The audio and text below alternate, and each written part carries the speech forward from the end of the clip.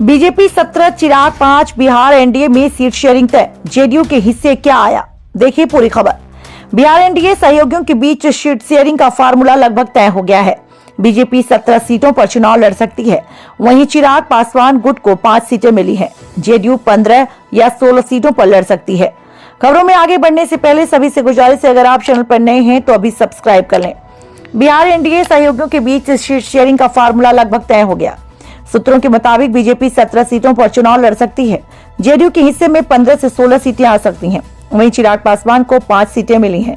इसके अलावा उपेंद्र कुशवाहा और जीतन राम मांझी का पार्टी को एक सीट मिली है। वहीं अगर मुकेश सहनी एनडीए में आते हैं तो उन्हें 1 सीट मिल सकती है। पर बीजेपी का मानना है कि बिहार में पिछड़ों के सबसे बड़े नेता खुद नीतीश कुमार है और मुकेश सहनी डिमांड बहुत करते हैं। बता दें कि जेडीयू ने अपनी गया और काराकाट सिटिंग सीट मांझी और उपेंद्र कुशवाहा की पार्टी के लिए छोड़ी है।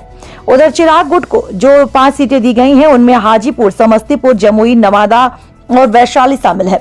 पशुपति पारस गुट को एनडीए से लोकसभा की एक भी सीट नहीं दी गई। पारस को राज्यपाल पद का ऑफर दिया गया। बीजेपी ने समस्तीपुर के सांसद प्रिंजराज को बिहार सरकार में मंत्री बनाने के साथ साथ पशुपति पारस को राज्यपाल पद का ऑफर दिया। 2021 में लोजपा टूट गई थी। इसके बाद प्रिंसराज पशुपति पारस के साथ चले गए थे। पारस लगातार हाजीपुर से चुनाव लड़ने की बात कह रहे थे, मगर यह सीट अब चिराग पासवान के साथ चली गई। 2019 में एनडीए ने लोजपा को 6 सीटें दी थी। इसमें 5 लोकसभा की सीटें थीं और रामविलास पासवान को राज्यसभा की सीट दी गई थी।